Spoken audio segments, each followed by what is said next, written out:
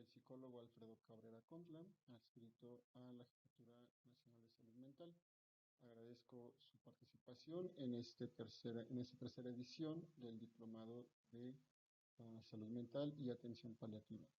El día de hoy vamos a comenzar hablando acerca de los primeros auxilios psicológicos.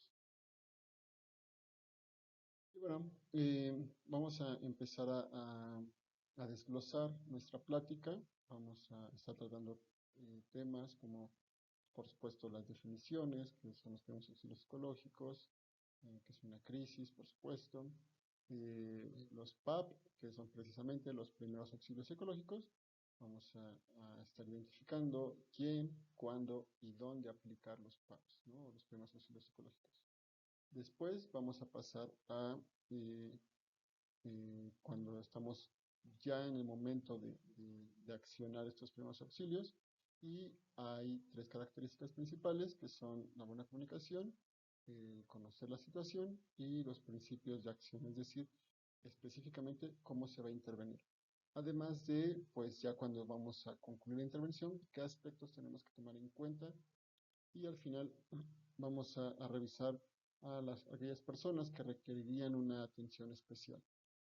Finalmente, vamos a hablar acerca de los autocuidados que tenemos que tener nosotros antes y después de hacer la intervención, y por supuesto un cuidado a nuestro equipo de trabajo, porque no solo somos nosotros, al final de cuentas vamos a estar dividiendo o yendo y viniendo más bien de una intervención, ya sea cuando nos llegan a nosotros las personas o cuando nosotros vamos al sitio. Son intervenciones un poco diferentes, pero bueno, vamos a estar revisando algunos aspectos de ambas.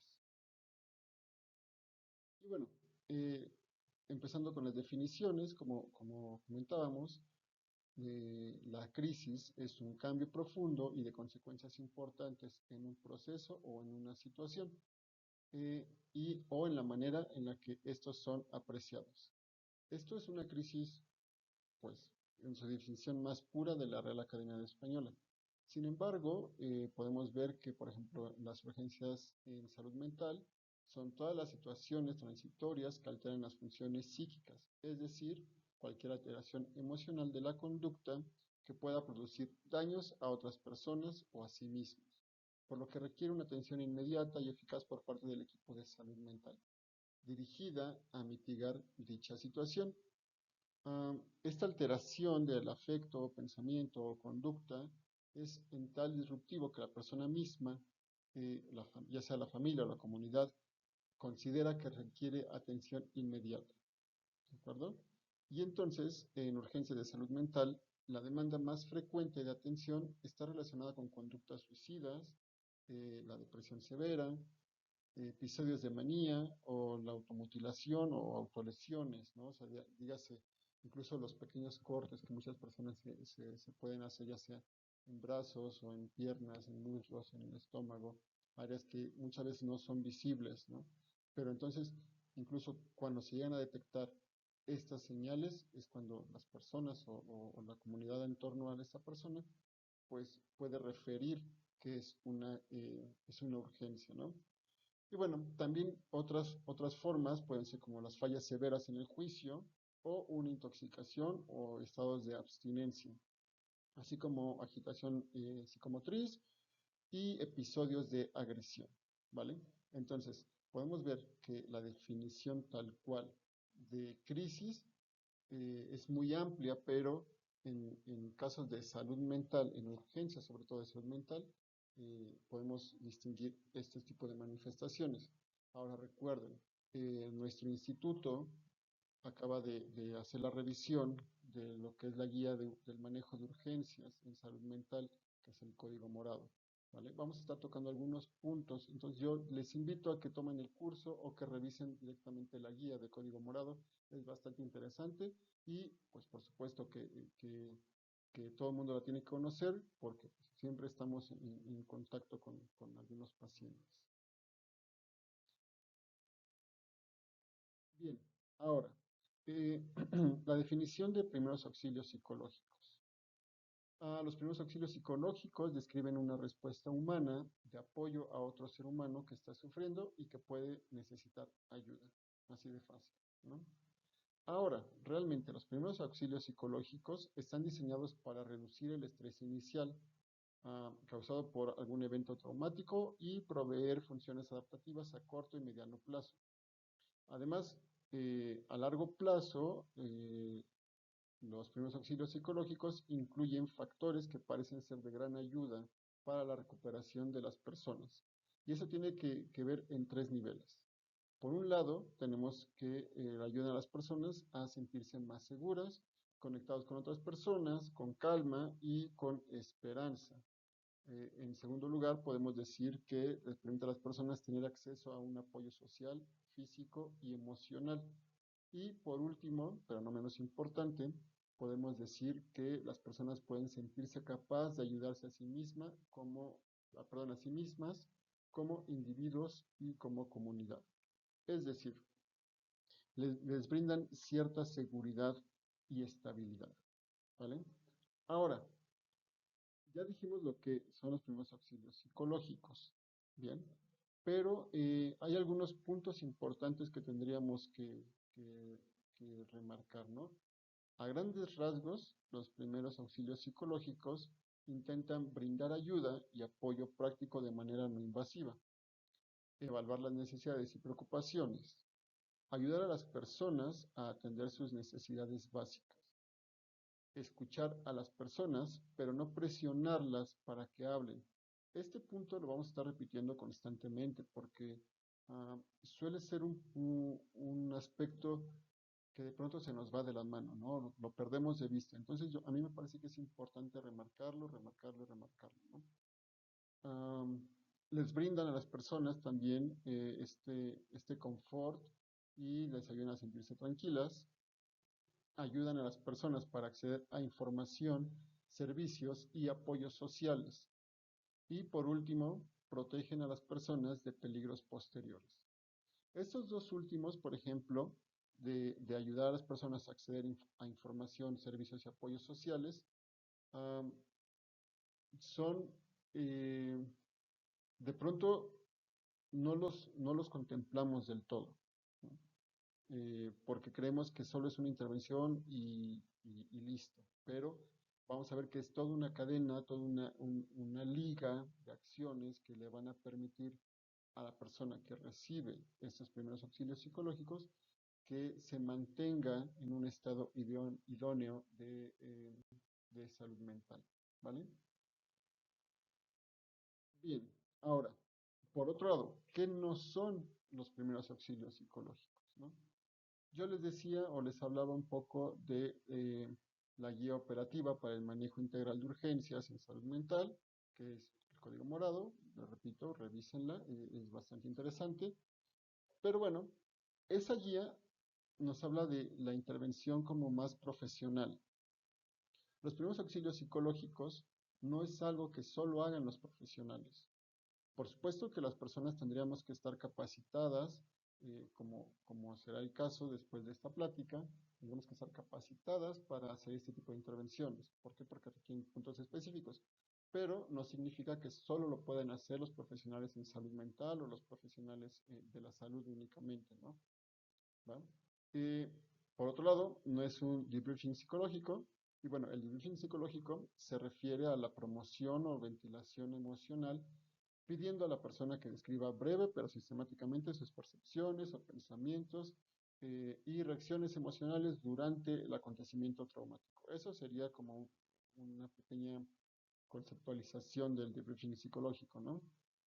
Por otro lado, no es pedir que alguien analice lo que sucedió o que los ordene o que ordene los acontecimientos.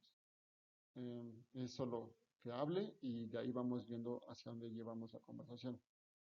Y por último, aunque los primeros auxilios psicológicos suponen estar disponible para escuchar las historias de las personas, de nuevo, no se trata de presionarles para que cuenten sus sentimientos y reacciones ante la situación. Solo es estar para la persona, ¿no? Ok. Ahora sí, los primeros auxilios psicológicos. ¿Quién, cuándo y dónde? Am, pues básicamente los PAP están dirigidos a personas angustiadas, afectadas recientemente por un acontecimiento crítico grave. Pero no todos los que experimentan una situación de crisis necesitarán o querrán los primeros auxilios psicológicos. No se debe forzar la ayuda en aquellos que no la quieren, sino estar disponibles para aquellos que puedan desear apoyo. ¿De acuerdo? Es importante conocer también los propios límites y buscar ayuda de otros, eh, como puede ser el personal especializado en salud mental, compañeros o autoridades con entrenamiento en intervención. Um, Ahora, de nuevo, ¿quién? Bueno, ¿hacia quién va dirigido? Las personas que necesitan un apoyo experto inmediato también es que hay que tenerlas en cuenta. ¿Por qué? Porque, por ejemplo, no podemos brindar PAP si las personas tienen, por ejemplo, una lesión grave que pone en riesgo la vida y que necesita atención médica urgente. Ah, las personas que estén tan alteradas que no puedan ocuparse de sí mismas, personas que puedan hacerse daño a sí mismas o personas que puedan hacerle daño a otras. En este tipo de situaciones es mejor canalizar o avisar a las personas pertinentes, a un experto que pueda hacer otro tipo de intervenciones. Por supuesto que es importante estar detectando, tener un ojo que pueda permitirnos conocer las capacidades y hacia dónde va orientada cierta intervención. Y si pensamos o tenemos sospechas de que nos va a rebasar, es mejor no ponernos en riesgo y solicitar el apoyo adecuado. Eh, ¿Cuándo? Bueno, por lo general se proporcionan tan pronto como se establece contacto con personas que están en situación de angustia. Normalmente esto será durante o inmediatamente después del acontecimiento. Sin embargo, eh, habrá veces que pueden ser días o semanas después, dependiendo de cuánto ha durado el acontecimiento o de cuán grave ha sido, ¿no? Yo, por ejemplo, en 2017, que fue el temblor aquí en la Ciudad de México, ah, hicimos una intervención en el campo. En ese momento, lamentablemente, todavía yo no estaba aquí en el ISSSTE, pero se hizo una intervención de campo y nos mandaron un equipo y a mí a San Gregorio. Y había pasado, no fue inmediatamente en ese día, fue al día siguiente y durante días después. Y uno podía ver que todavía el estado emocional de la población pues seguía muy alterado, ¿no? Y por supuesto, o sea, la devastación en ese sentido era evidente, ¿no? O sea, hubo muchas pérdidas y entonces el impacto que puede tener en ello y en las personas se tiene que comprender que no es como de, oye, pues ya no fue inmediatamente, no importa, ¿no? Las personas siguen necesitando la atención. Quizás intervenciones después de violencia sexual, por ejemplo, que a veces no es inmediatamente, sino ya que la persona o que el sobreviviente de violencia sexual puede animarse a hablar al respecto, ahí se puede hacer una intervención en primeros auxilios psicológicos. No necesita ser inmediatamente después. Sin embargo, por supuesto que si es inmediata, pues la angustia o la ansiedad disminuirán con el pasar del tiempo. Ahora, ¿dónde? Bueno, idealmente se proporcionan los primeros auxilios psicológicos en un lugar donde exista cierta privacidad para hablar con la persona, perdón, cuando se considera oportuno, tomando en cuenta de igual manera la seguridad. Ah, por ejemplo, para personas expuestas a ciertos acontecimientos críticos, y repito, como la violencia sexual, la privacidad es esencial para la confidencialidad y el respeto a la dignidad de la persona, ¿no? Entonces, en el caso de una urgencia en salud mental en hospital, se recomienda que se reserve una cama en urgencias para una estancia de entre 24 y 48 horas, según la guía de código morado también. Ahora, ya hablando de nuestra intervención directamente, eh, hay que hay que tener en cuenta que se requiere una buena comunicación, ¿no? Y nos dicen que las personas que hayan vivido una situación de crisis pueden estar muy alteradas, ansiosas o confundidas. Algunas personas pueden culparse a sí mismas por cosas que han ocurrido durante esa crisis, como por ejemplo, si una familia se separa durante un desastre natural, muchas veces los padres de familia suelen culparse por haber descuidado a cierto miembro. Sin embargo, esto, pues sabemos que no siempre es del todo acertado, ¿no? Am, es importante mantener la calma y demostrar comprensión para poder ayudar a la persona angustiada a sentirse más segura y a salvo, comprendida, respetada y atendida de manera apropiada. Ahora, como les decía, habrá personas que deseen hablar y habrá personas que no deseen hablar, ¿no? O sea, esto, de acuerdo a una buena comunicación, si no desean hablar, ¿qué podemos hacer? Am, las personas que no desean hablar después de que ha ocurrido o ni siquiera de sus circunstancias, es posible que esa persona valore la compañía en silencio, ¿no? Entonces, mantener ese silencio puede darle a la persona un espacio y el valor necesarios para compartir su historia, o bien también dentro de ese silencio se puede ofrecer apoyo práctico. ¿A qué llamamos apoyo práctico dentro de las emergencias? Quizás algo de comida, un vaso de agua, una manta, mm, no sé, incluso algo de apoyo práctico es decirle, ¿sabes qué? Pues en tal lado están como, um, no sé, voceando a las personas que faltan, ¿no? O sea, darle información. Esto se llama conectar y lo vamos a ver un poquito más adelante. En fin, para comunicar bien hay que prestar atención no solo a las palabras, sino al lenguaje corporal, ¿no? O sea, si quizás yo me acerco y noto a la persona un tanto incómoda, pues ya no me voy a acercar más, ¿no? O, o, o no sé, o sea, yo quizás quiero como confortarla y abrazarlo y la otra persona se aleja. Ok, pues hay que entender que no se siente cómoda al respecto. O al contrario, ¿no? ¿Qué tal que yo solo quiero hablar y la persona necesita esa cercanía? Por eso digo, o sea, no solo es una cuestión profesional, sino de contacto humano. Por otro lado, tenemos que conocer la situación y pues hay tres condiciones importantes que nos permiten conocer la situación adecuadamente. ¿Cuáles son estas condiciones? Primero, informarse acerca de lo ocurrido. Y bueno, todos sabemos que las situaciones de crisis pueden ser pues, caóticas y a menudo requieren como acciones urgentes o acciones rápidas. Sin embargo, detenerse a pensar cuál es el plan de acción o qué es lo que ha pasado, nos permite vislumbrar mucho mejor el plan, eh, conocer mejor cuáles podrían ser las estrategias para intervenir, ¿vale? Am,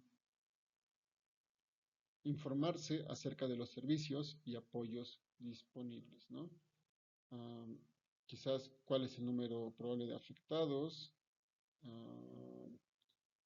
quién proporciona los servicios básicos como la atención a urgencias médicas o provisión de alimentos, dónde y cómo puedo acceder a estos servicios, quién está prestando, quién más está prestando ayuda, ¿no? O sea, a lo mejor yo voy, o si pasa, por ejemplo, algo en mi hospital, pues yo conozco ciertas cosas y puedo decir como, ok, ¿sabes qué? Están trasladando a tal hospital ahora.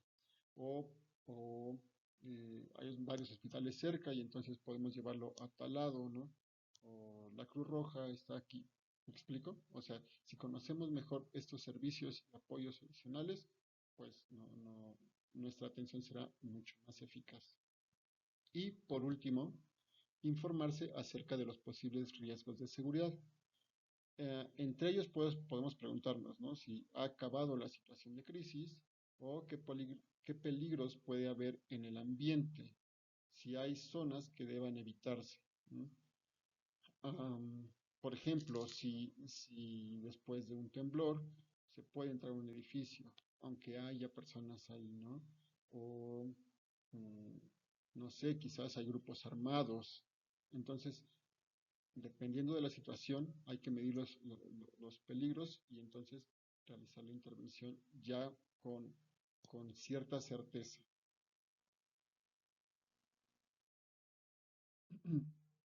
Ahora, hay tres principios básicos de actuación en los primeros auxilios psicológicos. Estos son observar, escuchar y conectar. Estos principios nos sirven de orientación a la hora de contemplar una situación de crisis y adelantarse a ella.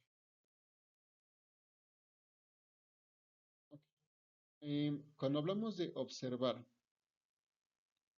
podemos observar la cuestión de seguridad y esta nos dice que no debemos acudir al lugar de la crisis si no estamos convencidos de que es seguro. Cuando hablamos de que es seguro, tenemos que aclarar que pues, muchas veces no es 100% seguro, pero la seguridad de nuestro personal y nuestra propia sí tiene que estar pues relativamente asegurada en el sentido de que um, disminuir los riesgos, ¿no? Y en ese sentido, pues tendríamos que ver qué peligros hay en la zona, si hay un conflicto activo, si hay carreteras dañadas, si hay edificios inestables, etcétera, etcétera, etcétera, ¿no?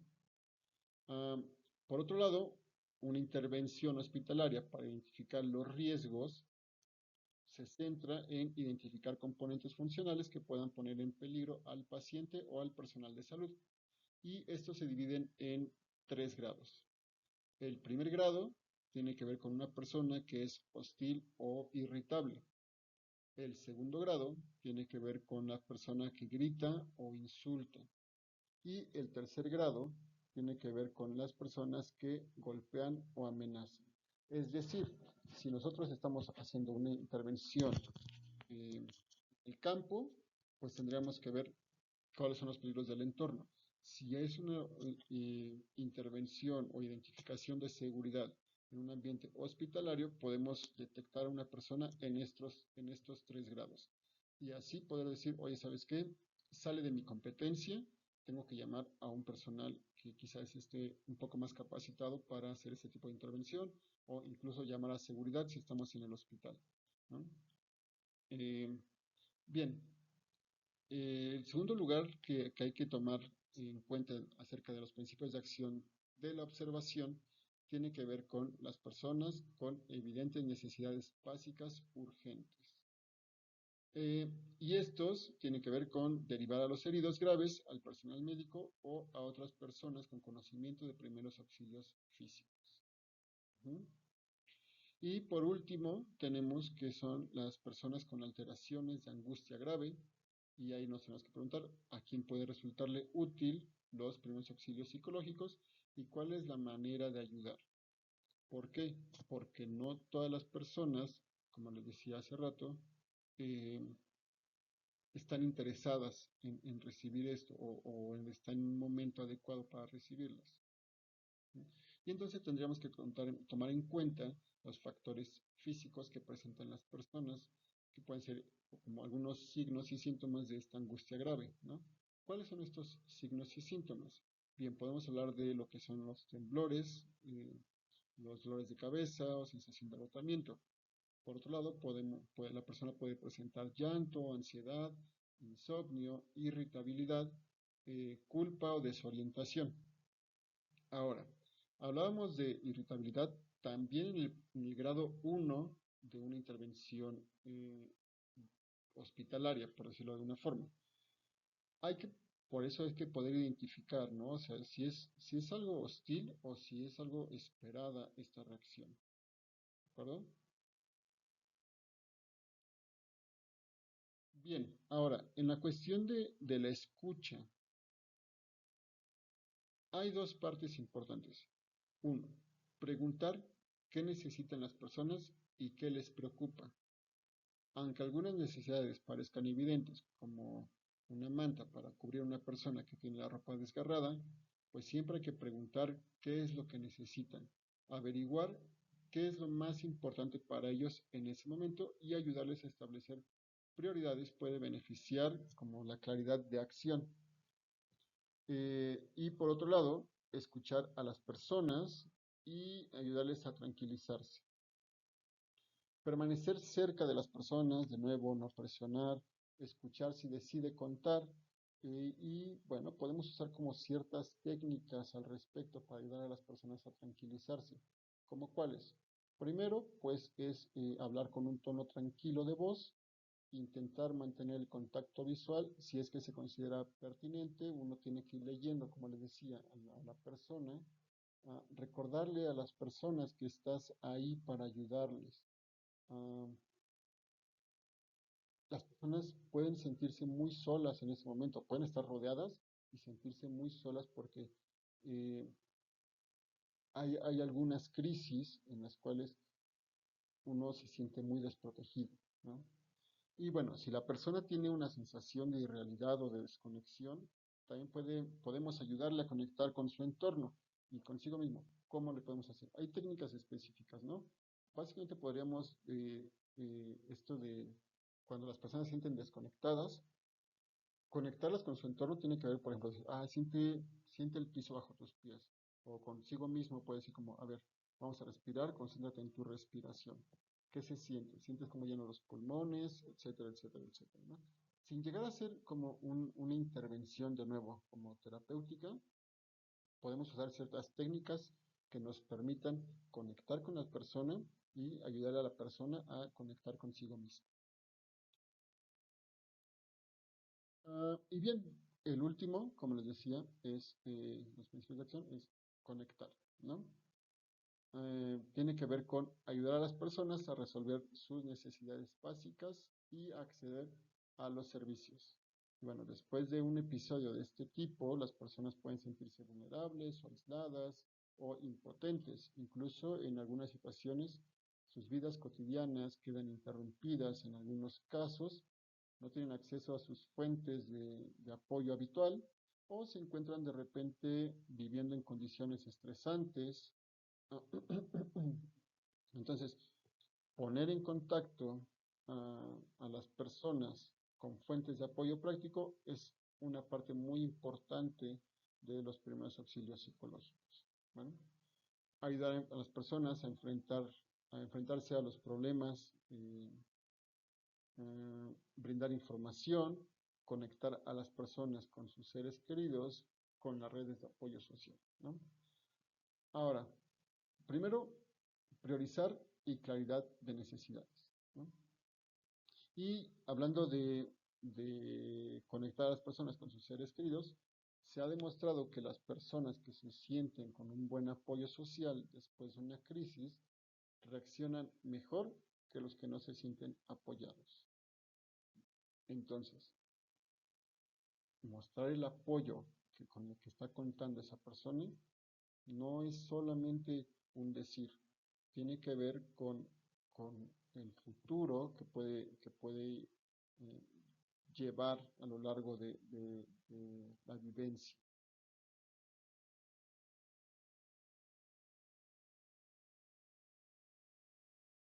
Ahora, los primeros auxilios psicológicos en acción. Y hablamos de quienes requieren atención especial. Por un lado, tenemos a los niños, niñas y adolescentes, ¿no? O a la niñez. En segundo lugar, tenemos a personas con enfermedades o con alguna discapacidad física o de cualquier tipo, ¿no? Y en tercer lugar, tenemos a las personas en riesgo de sufrir discriminación o violencia.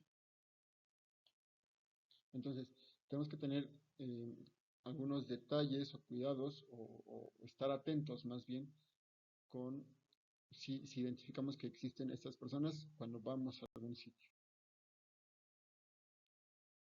Por un lado, los niños y los jóvenes son particularmente vulnerables en situaciones de crisis. Estas suelen perturbar su mundo familiar como las personas o los lugares y las rutinas diarias que les hacen sentir seguros. Pueden experimentar reacciones de angustia similar a la de los adultos. Las reacciones posibles de los niños ante una crisis puede ser como presenciar una destrucción, o ver heridos, o estar expuestos a los elementos naturales, a un desastre natural, por ejemplo. Incluso carecer de agua y alimentos depende de la edad y la fase del desarrollo, ¿no? También depende de la manera en que sus cuidadores y otros adultos reaccionen con ellos. Los pequeños pueden regresar a comportamientos anteriores, es decir, aferrarse a sus cuidadores o incluso realizar juegos repetitivos relacionados con el acontecimiento angustiante, ¿no? Incluso eh, lo vemos o lo sabemos, hay muchas, he escuchado varias historias de personas que le preguntan a los niños que quieren ser de grandes o que viven en ciertas partes donde mm, el crimen organizado ha tomado mucha fuerza, mucha relevancia, y ellos juegan a repetir situaciones que experimentan, ¿no? O sea, que se escuchan las balaceras, por ejemplo, ¿no? Entonces, eso tiene una afección en la psique de los infantes. Entonces, lo que ellos hacen es una forma de disminuir esa ansiedad, es repetirlo a su nivel, por decirlo de alguna forma. Hay que tener como mucho ojo con ello, ¿no? Ahora, los niños ya en edad escolar pueden experimentar culpa por lo ocurrido o desarrollar nuevos temores o preocuparse por proteger y rescatar a las personas en crisis. Asumen como una postura un tanto más mm, vinculante, ¿no? Por otro lado, ya los adolescentes pues pueden referir no sentir nada o aislarse o sentirse incluso diferente a sus amigos, incluso presentar comportamientos arriesgados o actitudes negativas, ¿no? Am, quizás exponerse de más ante ciertas situaciones. Entonces, cuando veamos que hay este tipo de comportamientos en los niños, niñas y adolescentes, pues habrá que hacer una intervención y dependiendo de cómo sea ese primer acercamiento, decidir si lo que necesita son los primeros auxilios psicológicos o si a su consideración requerirían una intervención más profesional. Por otro lado, las personas que viven con enfermedades crónicas o discapacidades físicas o algún diagnóstico psiquiátrico, incluso las personas en edades avanzadas pueden requerir ayuda especial. Las mujeres embarazadas y lactantes pueden experimentar un estrés grave debido a la crisis. Entonces, habrá que tener también como precauciones al respecto, estar muy atentos a estas personas. Y por último, las personas que corren riesgo de sufrir discriminación o violencia suelen ser mujeres o personas de ciertos grupos étnicos o religiosos. Esto pues nos indica por qué, porque son vulnerables, eh, porque pueden haber sido vulnerables, por ejemplo, olvidados en la provisión de servicios básicos como de salud, de agua, etcétera, excluidos de las decisiones sobre la ayuda o servicios, el lugar de destino, no sé, quizás los desplazamientos forzados, tanto internos, aquí en México hay situaciones de desplazamientos forzados internos, y entonces esas personas que viven en la desprotección, ¿qué está pasando con ellos, no? Y bueno, puestos en el punto de mira de actos violentos, incluida violencia sexual. Ahora, eh, hablando del autocuidado y del cuidado del equipo, vamos a delimitar lo que es el autocuidado. Bien, pues el autocuidado es la capacidad de individuos, familias y comunidades para promover la salud, prevenir enfermedades, mantener la salud y hacer frente a las enfermedades y discapacidades, con o sin el apoyo de un proveedor de atención médica. Ahora, este término de autocuidado es muy curioso que lo hayan implementado por primera vez el personal de enfermería, ¿no? El personal de enfermería, una enfermera apellidada Orwen, si no recuerdo mal, eh, ella fue la primera en hablar al respecto y de hecho formuló toda una teoría del autocuidado que recomiendo que pueden revisar. Ahorita no vamos a profundizar mucho porque pues, no es el tema, pero sí les recomiendo que lo revisen si tienen la oportunidad. Ahora, al respecto del autocuidado, Torbón Correa postula como principios algunos, perdón, postula algunos principios para el autocuidado y nos dice que es un acto de vida que permite a las personas convertirse en sujetos de sus propias acciones. Es decir, que es un proceso voluntario de la persona para consigo misma, ¿no? Por otro lado, implica una responsabilidad individual y una filosofía de vida ligada a las experiencias de la vida cotidiana. Se apoya en un sistema formal, como es el de salud. Por nuestra parte, tendríamos que promover también el autocuidado, y otro informal, como es el apoyo social. También nos dice que tiene un carácter social, puesto que implica cierto grado de conocimiento y elaboración de un saber y da lugar a interacciones. Y para que haya autocuidado se requiere cierto grado de desarrollo personal. Esto se logra mediante el fortalecimiento del autoconcepto o el autocontrol, la autoaceptación y la resiliencia. Ahora, el estrés es uno de los factores de riesgo más importantes en todos lados. O sea, en todos lados creo que es algo que siempre tenemos que tomar en cuenta. Sin embargo, pues nos dice que constituye un mecanismo de alerta biológico necesario para la acción, adaptación y la supervivencia, frente a una situación que interpretamos como amenazante o desbordante de nuestras capacidades. Se activa el sistema del estrés, movilizando a las reservas de energía de todo el organismo, ¿no? Todo el tiempo estamos en estrés, pero ¿cómo procesa el cerebro un estímulo estresante? Bueno, el circuito arranca con la activación del hipotálamo, que podemos ver del lado derecho, desde donde se envía el mensaje de alarma a la hipófisis. Ya en la hipófisis se secreta la hormona ACTH, la cual activa las glándulas suprarrenales que liberan otras hormonas como la adrenalina, la noradrenalina y el cortisol. Estos son responsables de los cambios fisiológicos más notorios. ¿Cuáles son los cambios fisiológicos más notorios? Bueno, digamos que se aceleran los ritmos cardíacos y respiratorios, puede aumentar nuestra tensión arterial, y como necesitamos más irrigación sanguínea en las regiones del cuerpo que nos facilitan el ataque y la huida, los músculos se contraen y se evita la micción, eh, se detiene la digestión, se dilatan las pupilas, aumenta el metabolismo en el hígado, etcétera, etcétera, etcétera, ¿no?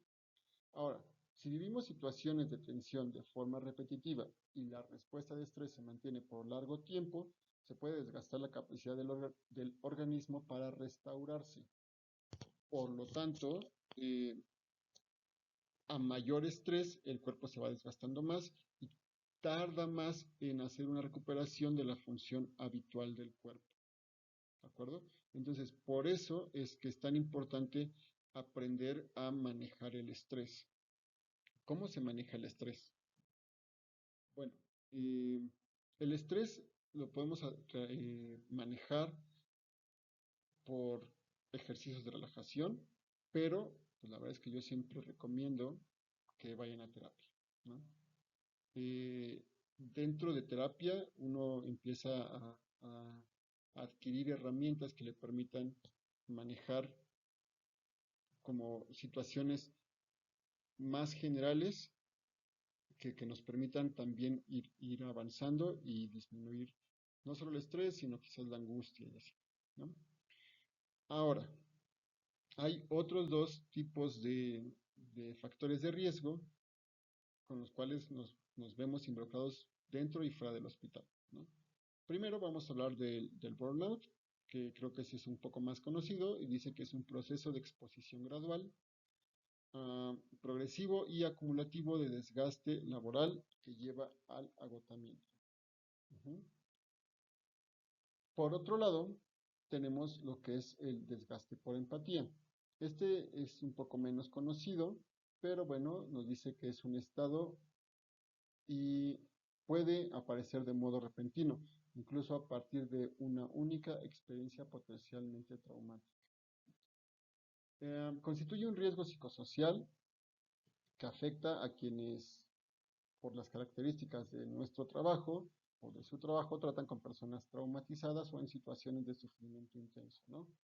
Um, por ejemplo, las personas que trabajan quizás en ambulancias o que trabajan plenamente en el campo, en contacto directo con las personas, con, no sé, con refugiados probablemente, o con migrantes, etcétera, ¿no?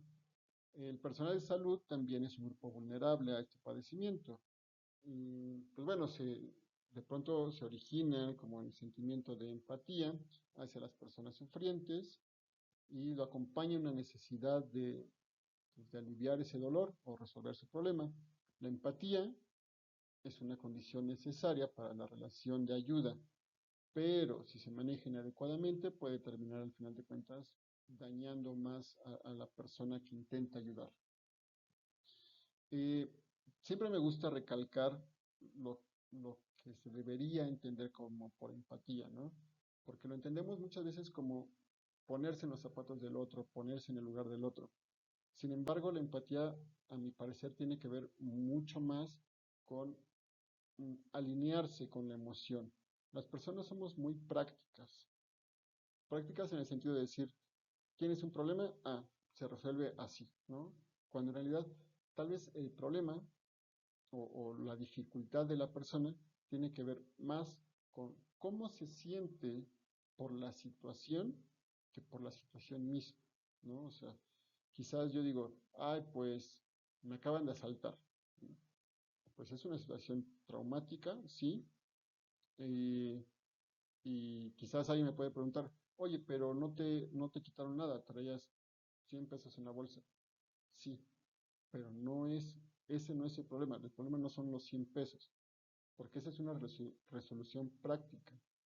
El problema no son los 100 pesos, el problema es que ahora me siento muy vulnerable, me siento indefenso, me siento incapaz, me siento solo, ¿no? Y entonces, esa es la empatía que tendríamos que tener, entender que que las personas sentimos algo por lo que vivimos, entender que la otra persona puede estar sintiendo algo en específico o incluso alinearse, como les decía, con esa emoción. um, si lo llevamos correctamente, nos va a beneficiar muchísimo y vamos a poder ayudar a un montón de personas.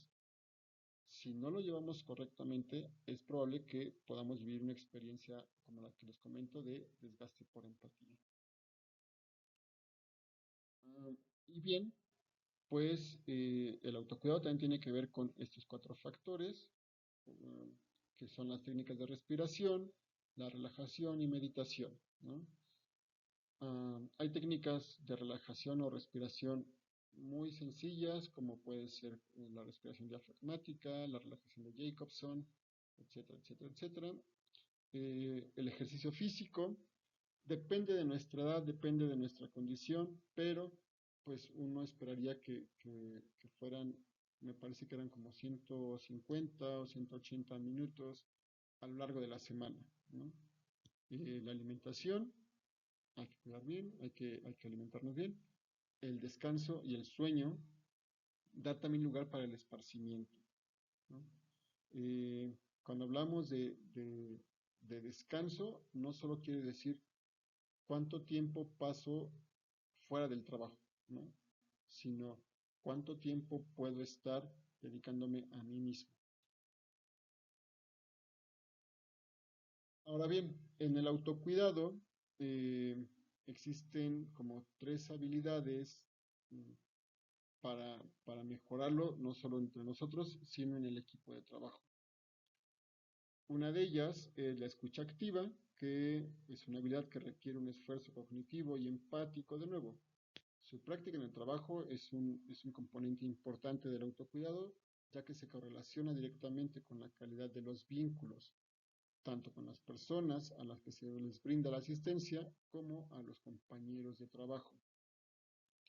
Por otro lado, la empatía en sí, como habilidad comunicacional, implica la proximidad emocional acercarse a lo que acercarse a lo que siente la otra persona, y una comprensión cognitiva que tiene que ver con entender las necesidades. Esto es la responsabilidad respecto a lo que se está escuchando. Y bueno, la capacidad de expresar tanto verbal como no verbalmente, de forma simple, directa, oportuna, apropiada, la cultura y las situaciones, ¿no? Lo que sentimos o queremos, cuidando y dando el espacio de importancia a las otras personas. Estas serían nuestras 3 habilidades de comunicación para el autocuidado en equipo también. Y bueno, pues ya por último tendríamos que hablar del autocuidado, perdón, de los recursos para la elaboración grupal ante un evento estresante. Es decir, pues cómo el personal que atendió ese evento se ha sentido. Y nos dice que los espacios de cuidado grupal más recomendados son aquellos de amplio alcance, basados en los lineamientos de primeros auxilios psicológicos. Asimismo, la Organización Panamericana de la Salud sugiere que siempre que sea factible, los equipos implicados deben pasar por un proceso de atención o acompañamiento psicológico grupal. Entendemos que, pues, aunque no se cuente siempre con los recursos especializados, es importante promover espacios para desactivar el impacto de las emociones displacenteras, así como de las reacciones agudas que puede provocar el trabajo en contextos críticos. Y hablamos muchas veces de temblores o de cuestiones como más de desastres naturales. Sin embargo, pues también podríamos incluir aquí lo que es una atención durante la pandemia por COVID, ¿no? O sea, ¿cuántas personas no nos vimos impactadas? Cambió completamente nuestra vida, nuestros trabajos, ah, eh, quizás algunos de nosotros incluso perdió personas cercanas. Y entonces, ese tipo de impactos, estos contextos, eh, suelen ser complicados. ¿Cómo en comunidad podemos trabajar al respecto? Nuestro instituto también cuenta con la atención de consejería para quienes estén interesados. Entonces, al final de nuestra presentación, pues dejar el correo donde pueden quizás comunicarse y pedir más informes acerca de este servicio con el que contamos. Y bueno, sería todo. Yo agradezco muchísimo su atención como siempre y esperamos que haya sido de su agrado la plática. Si requieren más información al respecto, si requieren profundizar un poco más en el tema, por favor háganoslo saber y bueno, estamos para servirles. Que tengan excelente día y hasta pronto.